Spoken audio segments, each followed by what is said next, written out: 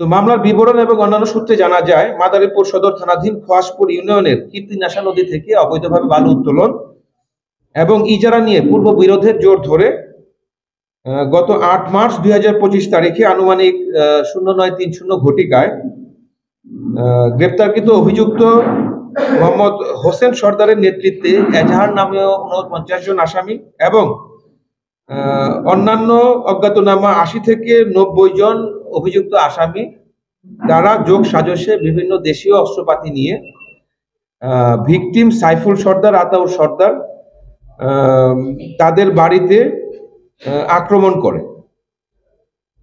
তো এই আক্রমণের প্রেক্ষিতে এই ভিকটিম সাইফুল সর্দার, আতাউর সর্দার, তাদের প্রতিবেশী চাচাতো ভাই পলাশ সর্দার এবং আরো বেশ কয়েকজন তারা প্রাণ বাঁচাতে সেখানকার স্থানীয় মসজিদ সেখানে গিয়ে আশ্রয় গ্রহণ করে, সর্দার বাড়ি জামে মসজিদে। তো অতঃপর এই অভিযুক্ত আসামিরা তারা সেই মসজিদের ভিতরে ঢুকে অতর্কিত কুপিয়ে এই সহোদর দুই ভাই সাইফুল সর্দার এবং আতাউর সর্দারকে সেখানে জখম করে, পাশাপাশি পলাশ সর্দার সহ অলিল সর্দার, তাজেল হাওলাদার সহ আরো বেশ কয়েকজনকে আহত করে মসজিদে ফেলে যায় এবং যাওয়ার সময় এই সাইফুল সর্দার, আতাউর সর্দার সহ আরো কয়েকজনে আরো 4 জনের 4টি বাড়ি তারা জ্বালিয়ে দিয়ে সেখান থেকে চলে যায়।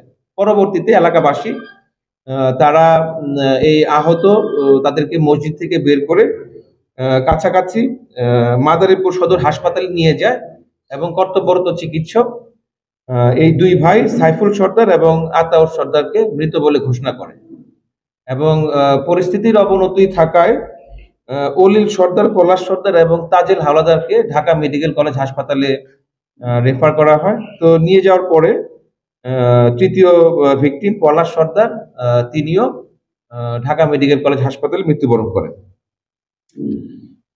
উক্ত এই ঘটনাটি এলাকায় ব্যাপক চাঞ্চল্যের সৃষ্টি করে। তো এই ঘটনাটি আমাদের নজরে আসলে হত্যাকাণ্ডের সাথে সম্পৃক্তদের আইনের আওতায় নিয়ে আসার জন্য আমরা আমাদের গোয়েন্দা নজরদারি বৃদ্ধি করি। পরবর্তীতে আমরা আমাদের আধুনিক তথ্য প্রযুক্তির সহায়তায় এই আসামিদের অবস্থান শনাক্ত করি। তারা ঢাকার আশুলিয়াতে আছে, এই 1 নম্বর আসামি, এবং পরবর্তীতে র‍্যাব 4 তাদের সহায়তায় আমরা ঢাকার আশুলিয়া থেকে গতকাল রাত 2:40 ঘটিকার সময় এই 1 নম্বর আসামিকে আমরা আটক করতে সক্ষম হই।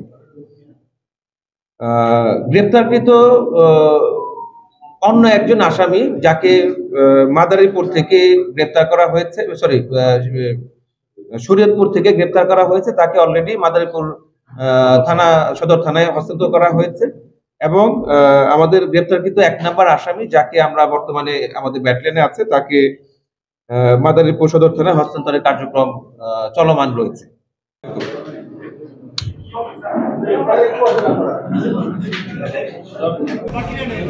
যাদের ছবি তোলা হয়েছে একটু অন্যদেরকে সুযোগ দিন।